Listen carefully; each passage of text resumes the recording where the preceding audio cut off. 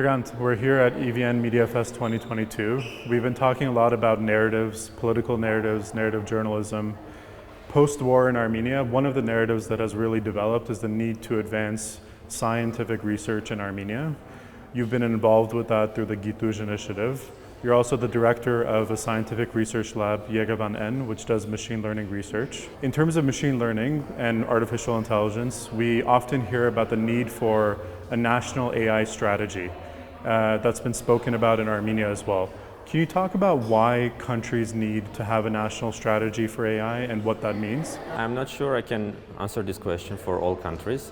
So what I see for Armenia in particular is the following. So if you want to have some sort of strategy for developing something in the country for a period longer than a government usually lives, like for longer than 5 years, then you need a document that is developed for some period of time that involves lots of stakeholders in the field, and everyone is sort of agreeing on this document, and then this document serves as a basis for everything that is done in the field in the country, including for the government, but also for other stakeholders, like other companies, institutions, and others, right? So having a national strategy for any field is important to write down somewhere the basis on which everyone agrees and everyone focuses on, right? So this is like the general theory.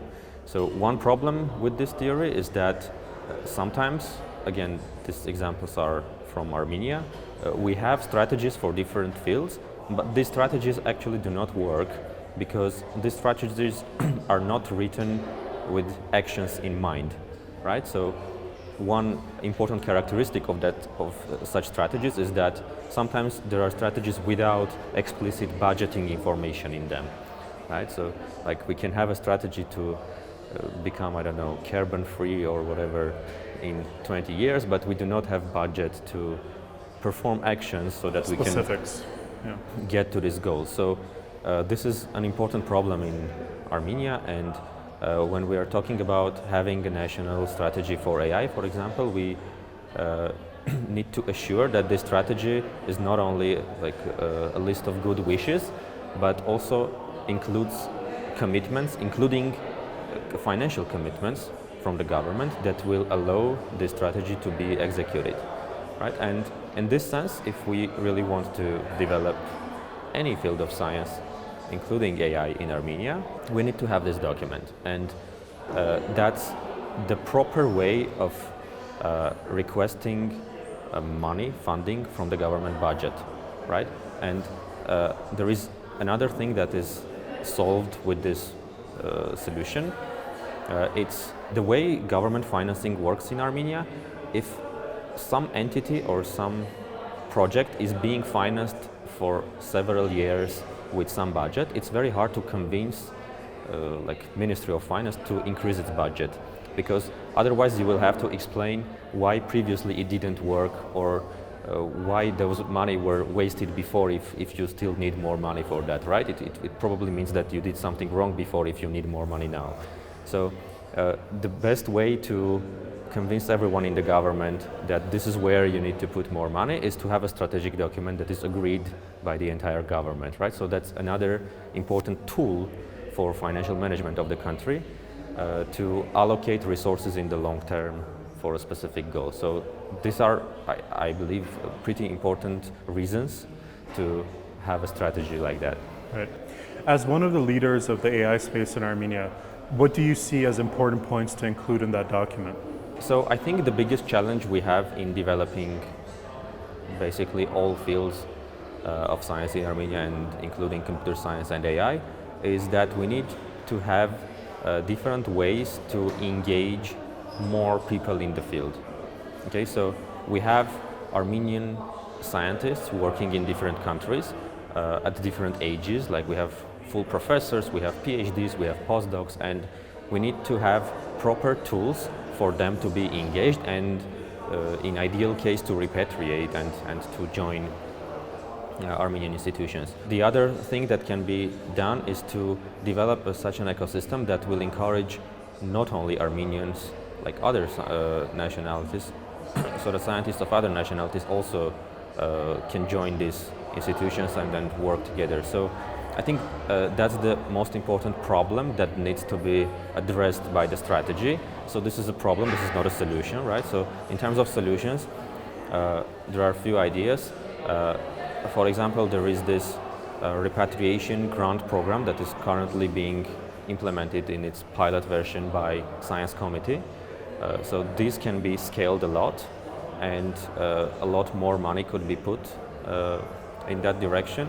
And also another thing that we need to address is to try to engage more international institutions to be involved in Armenia, for example, by opening branches of research centers or even universities with famous names and good networks in the world. That could also be an important attractive point for all those talents, PhDs, postdocs that are working elsewhere to be involved in these projects. The strategy needs to create a framework so that these things become possible and these things become something that is possible to fund. Okay, because now there are people who are thinking about all of these things, but they don't really feel confidence that this type of initiatives can be funded in Armenia. So I believe the strategies can put the ground and can show the commitment from the government that this kind of ideas will get some funding.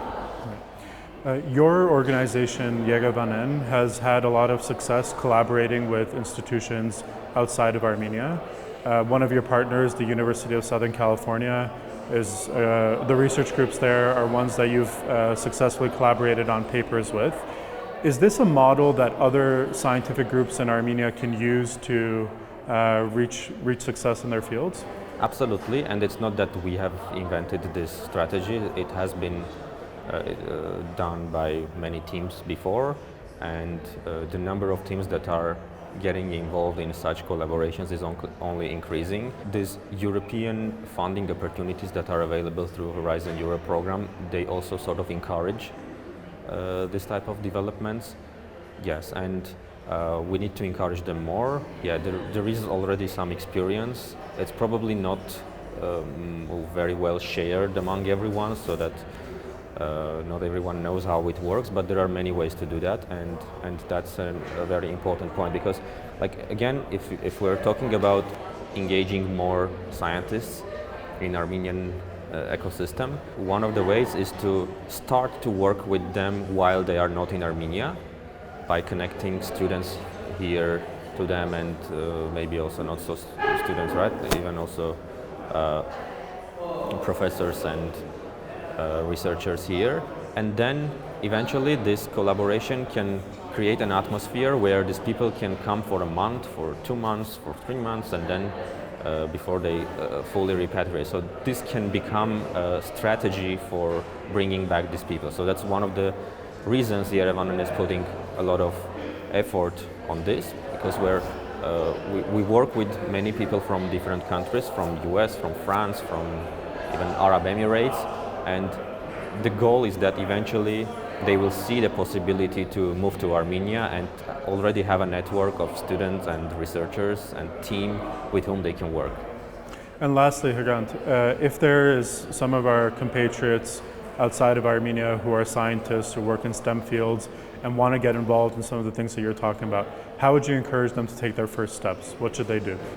Well, I think the best way now is to talk directly to Science Committee of Armenia. So they are preparing special funding opportunities for this kind of cases, and I think they already have some forms that you can fill in as something like a letter of intent, and soon, I think in the upcoming weeks or months, there will be official applications opening for such cases, and yeah, probably the Science Committee is the best point of contact. The other way is to use the networks, like if you're a biologist working in France and you know some biologists in Armenia, that's another important connection, so you can skip these government or institutional channels and directly talk to these people and think together how to apply for these grants or how to work with them. Yeah, so if you don't know anyone then yeah, so one way is to talk to science committee, the other way is to get involved in online groups that are trying to connect Armenian scientists. There are mailing lists and different associations. They can be found on the web, and sometimes there are even professional ones, like for biologists, for physicists, and, for physics professionals and so on. Yeah, get connected to the network. That's the way to start, yeah. Hran't, thank you so much for your time. Thank you.